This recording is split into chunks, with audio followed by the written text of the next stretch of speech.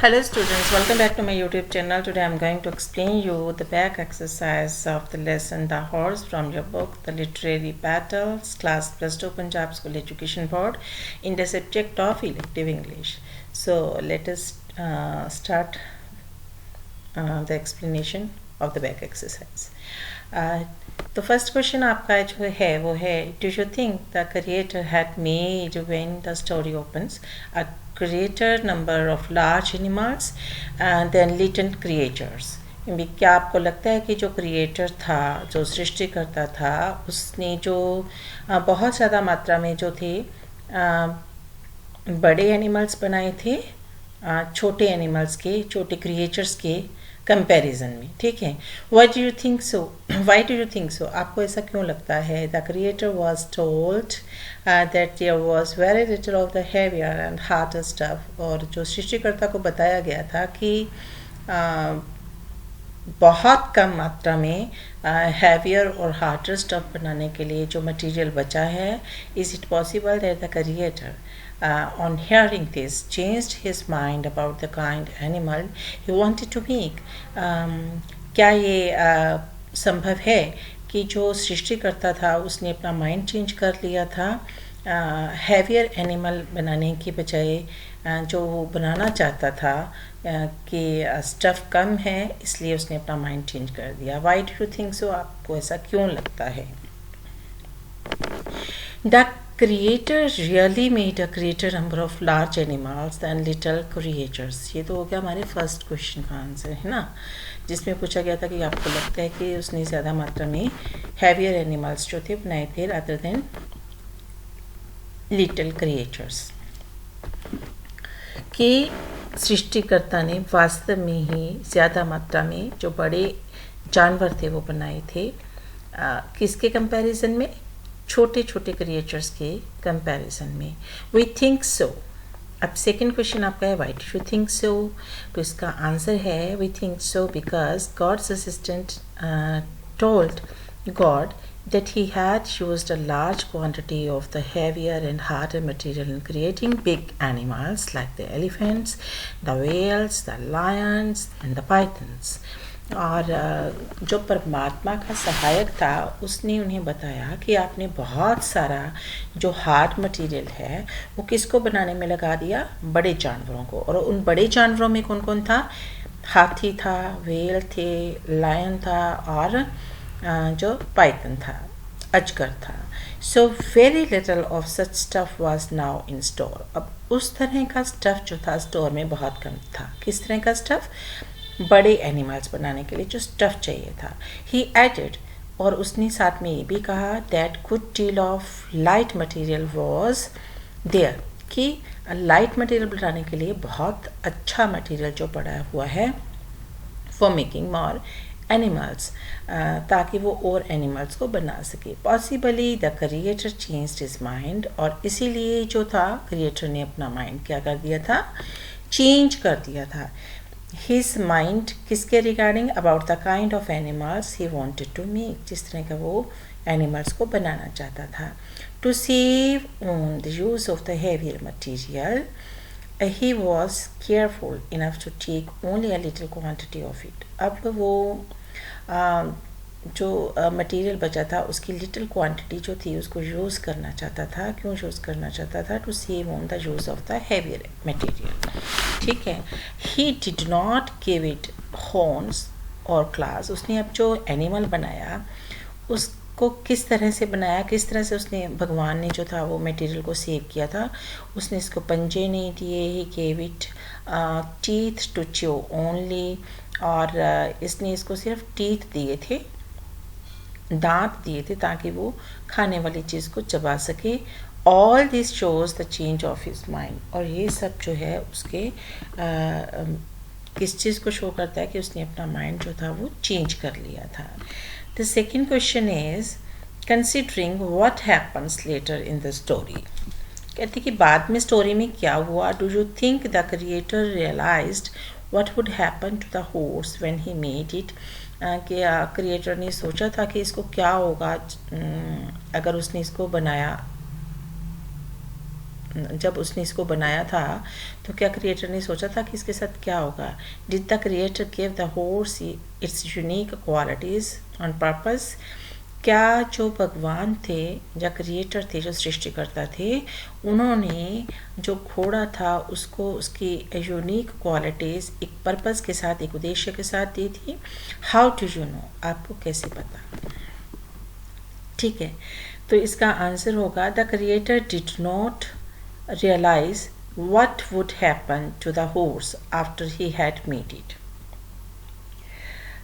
भगवान ने या सृष्टिकर्ता ने ये सोचा भी नहीं था कि जब वो इसको बना देगा तो उसके बाद इसके साथ क्या होगा. He gave the horse some unique qualities on purpose. उसने किसी उद्देश्य के साथ उसको कुछ यूनिक क्वालिटीज़ दी थी. He did not give it horns or claws. उसने इसको ना तो सींग दिए थे ना क्लॉज दिए थे. He gave it teeth to chew only. और इसने उसे क्या दिया था? सिर्फ दांत दिए थे ताकि वो चबा के खाना खा सके. In making it, इसको बनाने में he used such stuff. उसने इस तरह का स्टफ़ इस्तेमाल किया था as the air and sky are made of. जिससे कि जो हवा और आसमान बने हुए हैं. He did all this to save the heavier and harder material, most of which had already been spent in the creation of big animals. और इसने कुछ स्टफ़ को बचाने के लिए ऐसा किया था जो कि बड़े और जो भारे एनिमल्स थे, जानवर थे, उनको बनाने में उसने इस्तेमाल करना था. He wanted to use lighter stuff more than the heavier one. और अब वो लाइटर स्टफ़ यूज़ करना चाहता था और लाइटर स्टफ़ के साथ फिर एक मतलब लाइटर एनिमल ही बन सकता था. So he gave the horse only a little quantity of it. इसलिए जो हैवी स्टफ़ था उसकी बहुत कम क्वांटिटी उसने हॉर्स में लगाई थी. So he gave the horse some qualities. और उसने हॉर्स को कुछ गुण दिए थे which were found in other animals, जो कि अदर एनिमल्स में थे. Wise man says that such a thing happen when you have too much of the wind and sky stuff in you. What does wind and sky stuff signify? अब कहते हैं जो सियाने बंदे हैं ना, वो कहते हैं कि ऐसा तब होता है जब कि आपके अंदर बहुत सारी हवा और बहुत सारा आसमान वाला जो स्टफ़ है वो हो. ठीक है. What does wind and sky stuff signify? Wind और जो स्काई है वो किसको सिग्निफाई करती हैं? The wind and sky stuff signifies lightness of freedom. ठीक है. जो हवा होती है ना वो बहुत हल्की होती है बच्चे. और स्काई स्टफ, हवा और जो स्काई स्टफ था वो किसको सिग्निफाई करता था, किसकी तरफ इशारा कर रहा था? ये फ्रीडम ऑफ मोमेंट, कि वो कहीं भी जा सकता था. ठीक है. बहुत तेज़ी से कहीं भी जा सकता था. The horse which had too much of his stuff in it. और घोड़ा जिसमें कि ये स्टफ बहुत ज़्यादा डाला था. भगवान ने स्काई और जो एयर था उसका स्टफ उसमें बहुत ज़्यादा डाला था. Wanted to run about freely. इसीलिए वो फ्रीली आज़ाद होकर घूमना चाहता था, भागना चाहता था. And without any purpose. और उसका कोई इसके प्रति कोई उद्देश्य भी नहीं था. It ran with the wind. और ये हवा के साथ दौड़ता था, यानी कि बहुत तेज़ दौड़ता था. It ran fast to the place where sky and earth seem to meet. इतना तेज़ भागता था, लगता था इतना दूर चला जाता था, यहाँ पे ऐसे लगता था कि आसमान और धरती जो आपस में मिल रही हैं, यानी कि क्षितिज लगता था कि वहाँ पे वो जो भाग के इतनी दूर चला जाता था. It wanted to run and run about freely. और यह सिर्फ और सिर्फ भागना चाहता था, और वह भी पूरी स्वतंत्रता के साथ. ठीक है जी. नेक्स्ट क्वेश्चन है, which of the following characteristics of the horse do you admire most? जो घोड़े की कौन सी विशेषता है जिसको आप सबसे ज़्यादा एडमायर करते हो? डिज़ायर फॉर फ्रीडम, आज़ादी के लिए जो उसकी इच्छा थी, या फिर teeth that can chew but not bite. लेकिन उसके टीथ जो चबा तो सकते थे लेकिन खा नहीं सकते थे, काट नहीं सकते थे. Desire to run without a purpose, कि वो भागना चाहता था बिना किसी उद्देश्य के. Usefulness on the battlefield. और इसका इस्तेमाल जो था वो युद्ध के मैदान में होता था. No taste for battles. इसका बैटल्स के प्रति कोई लगाव नहीं था या इसको कोई इंटरेस्ट नहीं था. नो डिज़ायर टू फाइट और किल. ना ही ये किसी को मारना चाहता था और ना ही किसी के साथ झगड़ा करना चाहता था. ठीक है. If you were the creator, अगर आप सृष्टिकर्ता होते, अगर आपने घोड़े को बनाया होता, would you have made the horse differently, क्या आपने घोड़े को कुछ अलग बनाया होता? ये सब सवालों के जवाब अब हमें मिलते हैं। यूजफुलनेस ऑन द बैटलफील्ड, हम सबसे ज़्यादा इसे क्यों चाहते हैं? क्योंकि एडमायरेबल क्यों है कि बैटलफील्ड में इसका इस्तेमाल किया जाता है। द क्रिएटर नोज बेस्ट, जो सृष्टि करता है वो सबसे ज़्यादा बेहतर जानता है। नो वन कैन जज थिंग्स बेटर दैन ही, उससे ज़्यादा बेहतर चीज़ों को कोई नहीं समझ सकता। If I were to make the horse, अगर मुझे घोड़ा बनाना होता, I could not have done it differently, मैंने इसे बिल्कुल भी अलग तरीके से नहीं बनाया होता। All things great or small that God has made are models of perfection and wonderful workmanship, जो परमात्मा ने जो भी कुछ बनाया है ना, कहते हैं वो सब किस चीज़ का मॉडल है, किस चीज़ का नमूना है? परफेक्शन का, ठीक है, एक्यूरेसी का और वंडरफुल वर्कमैनशिप का, कि वो उसने बहुत अच्छे से काम किया था। नेक्स्ट क्वेश्चन है बच्चे, what do you think must have made man feel that he could time the horse? अब आपको क्या लगता है कि इंसान को किस चीज़ ने इस चीज़ के लिए सोचने के लिए मजबूर किया होगा कि उसको उसे पालतू बना लेना चाहिए? टेम मीन्स होता है पालतू, ठीक है। And make it carry all his burdens, और उसे उसके सारे बर्डन्स जो हैं वो इसको खुद ले जाने के लिए कहा जाए। Why did the horse resist domestication, जो हॉर्स था वो उसका विरोध क्यों कर रहा था डोमेस्टिकेशन का, कि उसको पालतू बना के रखा हुआ है? Do you agree with man when he says of the horse the freshest animal does not see any kindness, क्या आप इंसान के साथ सहमत हो जिससे वो कहता है कि ये एनिमल जो है वो मेरी दयालुता की कोई बुक्कत ही नहीं पा रहा है? वाई, क्यों? What firm measures do you think man must have taken to tame the horse? आपको क्या लगता है कि जो इंसान था उसको कौन से जो मेजर्स लेने चाहिए थे उसको पालतू बनाने के लिए? ठीक है, किसको पालतू बनाने के लिए? घोड़े को पालतू बनाने के लिए। इसका आंसर क्या है देखते हैं। Man felt that he could not carry all his burdens, अब जो पहले इंसान था ना वो खुद ही बर्डन कैरी करता था from one place to another place. अब उसने क्या सोचा कि ये बहुत तेज चलता है और बहुत आसानी से, बहुत जल्दी से मेरे सारे बर्डन्स जो है उठा लेगा और बहुत जल्दी से मेरा काम हो जाएगा। ही सा that the horse was running about freely, और उसको लगा कि ये वैसे भी आज़ादी से घूम रहा है, कोई काम वाम तो करता नहीं है। So he thought that he could tame it, इसलिए उसने सोचा कि क्यों ना इसको पालतू बनाया जाए। And make it carry all his burdens, और उससे सारे काम करवाए जाएं। द हॉर्स रेसिस्टेड डोमेस्टिकेशन, अब जो हॉर्स था वो डोमेस्टिकेशन को रेसिस्ट कर रहा था because it felt deprived of its freedom, क्योंकि इसको लग रहा था कि इसकी स्वतंत्रता इससे छीन ली गई है। The tiger lived in its forest home, अब जो टाइगर था वो तो अपने जंगल में रहता था। The lion lived in his den, और जो लायन था, जो शेर था, वो अपनी गुफा में रहता था। But the horse lost its den, लेकिन जो हॉर्स था उसने अपना जो फील्ड था उसको खो दिया था, उसके पास डेन नहीं था, उसने अपना फील्ड खो दिया था। बट जो ओपन फील्ड उसको गॉड ने दिया हुआ था। But then the horse lost its open home, जो घोड़ा था उसने अपना खुला घर खो दिया था, द ओपन फील्ड, और उसका खुला घर क्या था? Open field. It did not like slavery, इसको दास्ता पसंद नहीं थी।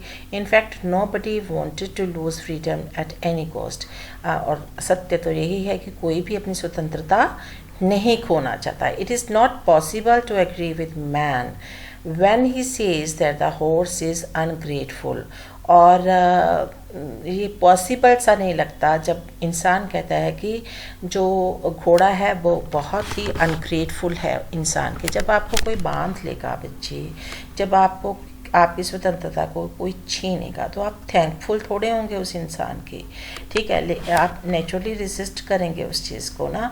तो घोड़े ने भी ये किया। द हॉर्स लव्स फ्रीडम, अब घोड़े को क्या पसंद थी? फ्रीडम पसंद थी, आज़ादी पसंद थी। It prefers freedom to good food and care of the servants, और ये क्या प्रेफर करता था? ये गुड फूड जो था, अच्छा खाना, और नौकर पसंद थे. So there is no justification in man's calling this ingratitude. इसलिए उसे इनग्रेटिट्यूड जो कहने के लिए कि हाँ जी उसने उसका धन्यवादी होना चाहिए, ये होना चाहिए, वो धन्यवादी नहीं रहा उसके लिए, है ना, या वो उसका एहसान नहीं माना, ये कहना कुछ गलत सा लग रहा है. To tame the horse man must have kept it in a stable. आदमी ने उसे स्टेबल में रखा होगा, अस्तबल में रखा होगा, है ना.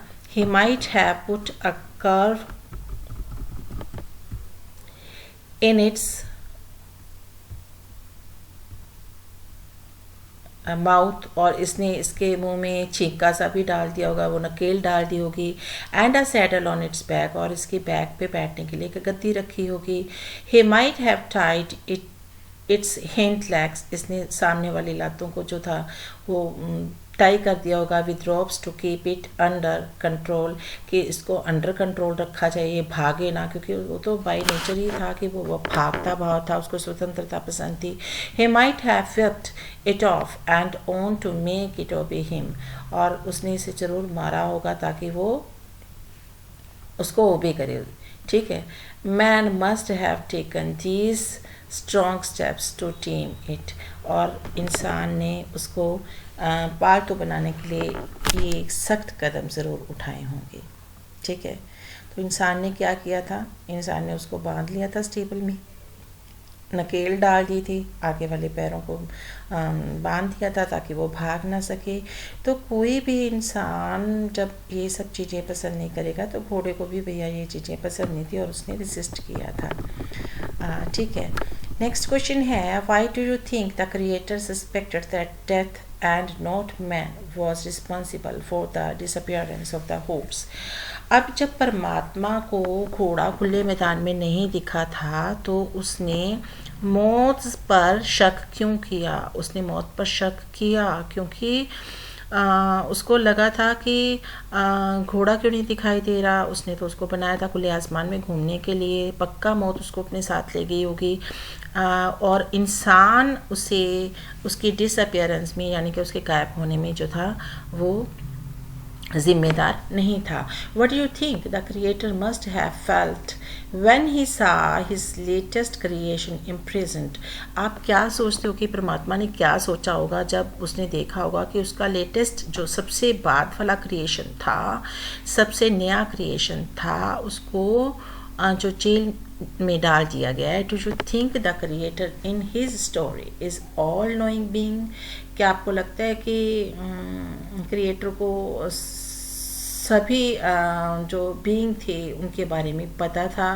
What is your opinion of such a creator? आपका ऐसे सृष्टिकर्ता के बारे में क्या ख्याल है? Are you happy about man's deception of the creator? क्या आप जो खुश हो कि मैन ने डिसेप्ट किया था क्रिएटर को? वाई, क्यों? The creator felt death to be responsible for the disappearance of the horse because he had it distressed name. अब जो भगवान थे उन्होंने डेथ को ही रिस्पॉन्सिबल मान लिया था कि उसने ही डिसअपियर किया है हॉर्स को, वही अपने साथ ले गई है, क्योंकि उसने उसकी बहुत ही जो डिस्ट्रेस्ड आवाज़ तो थी घोड़े की सुनी थी. आप वो डिस्ट्रेस्ड क्यों था, क्यों जो था वो डिस्ट्रेस्ड वॉइस में आवाज़ कर रहा था घोड़ा, क्योंकि उसको जेल पसंद नहीं थी. When he did not see it in the field, जब सृष्टिकर्ता ने उसे खुले मैदान में नहीं देखा, ही thought that it had died, उसने सोचा कि वो मर गया.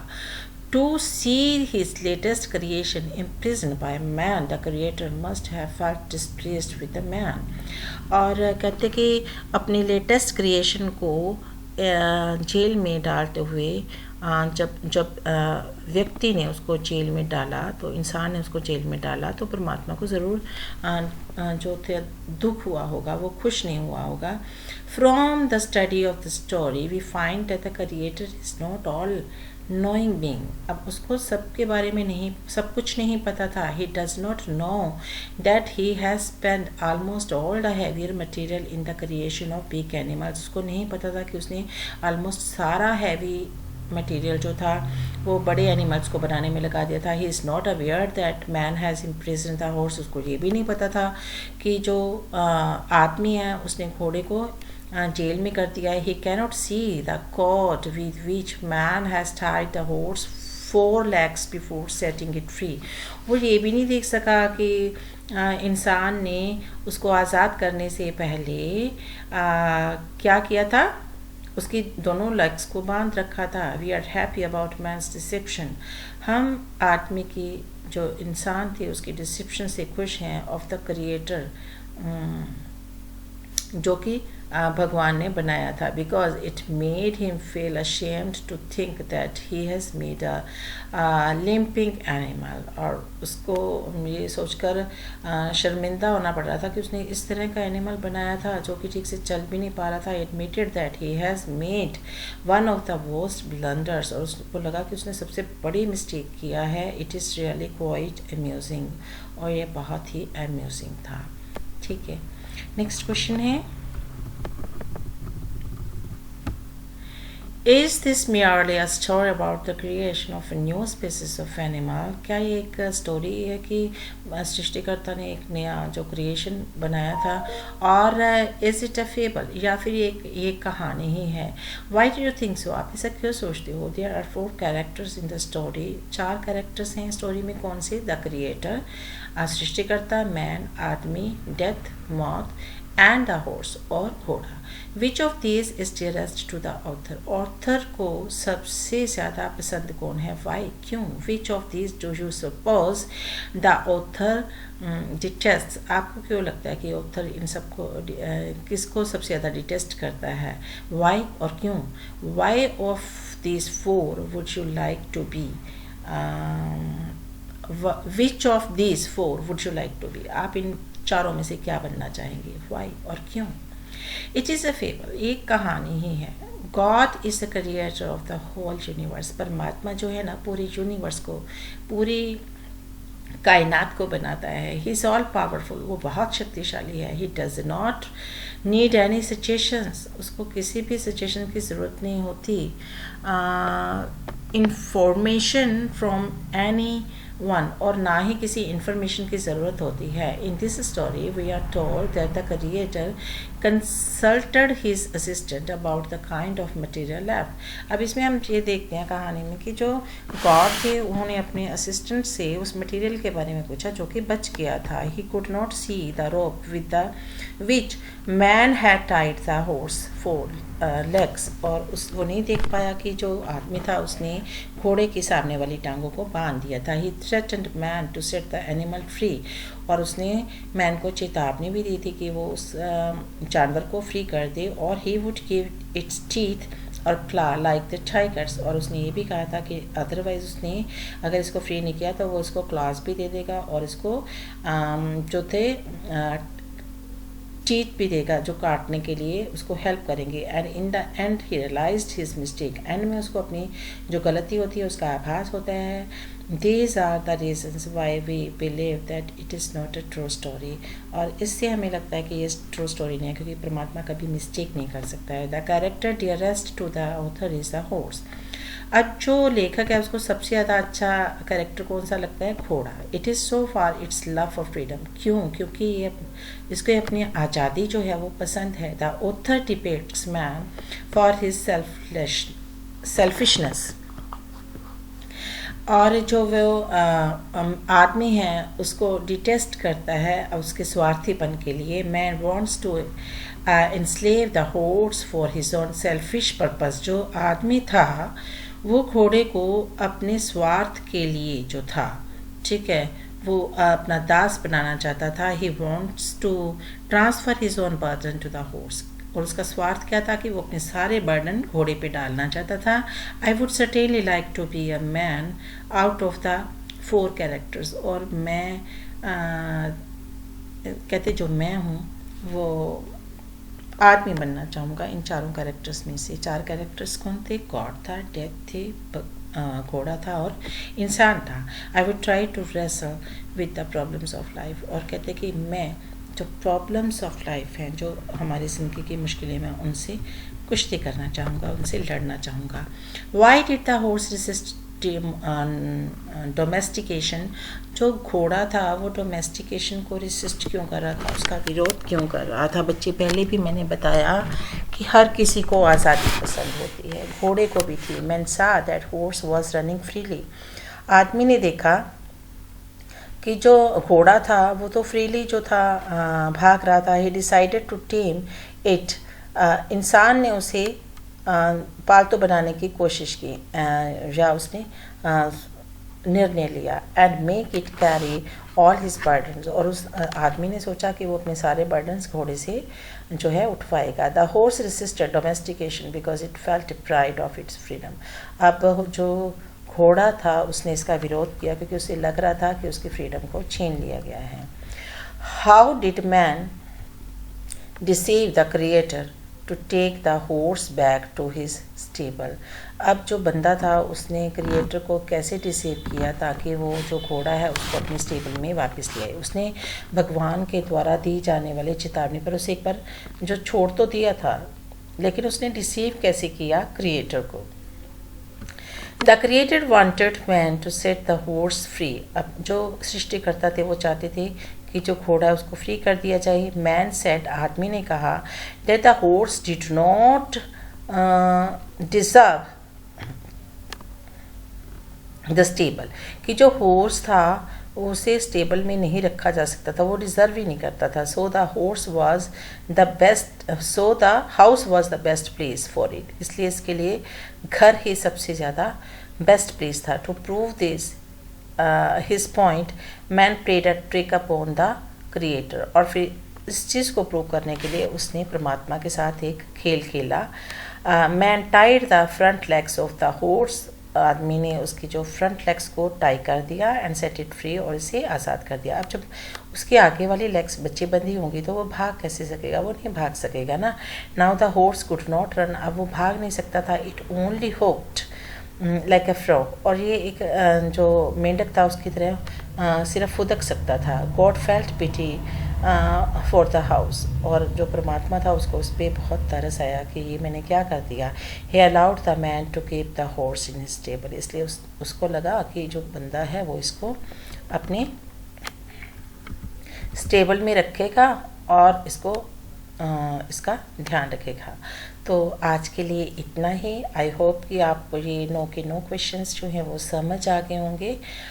लेकिन बेटा ये आपको तभी अच्छे से समझ आएंगे अगर आपने इसका पहले वाला वीडियो जो मैंने इसका एक्सप्लेनेशन किया था वो समझ लिया होगा, क्योंकि सीधा डायरेक्ट क्वेश्चंस करोगे तो आपको समझ में कम आएगा, वो रट्टाफिकेशन ही हो जाता है। इसलिए इसमें humble request to all of you, और मेरा एडवाइस भी है कि आप जो लेसन है टेक्स्ट बुक है उसको ज़रूर पढ़ो। मैंने टेक्स्ट बुक में से ही जो एक्सप्लेनेशन किया हुआ है आप वो वीडियो ज़रूर देखिएगा, उसके बाद ही ये वीडियो देखने का फ़ायदा है, तभी आपको समझ में आएगा, अदरवाइज़ कुछ भी समझ में नहीं आएगा। तो मिलते हैं ऑब्जेक्टिव टाइप क्वेश्चंस के साथ नेक्स्ट वीडियो में। Till then goodbye, have a nice time.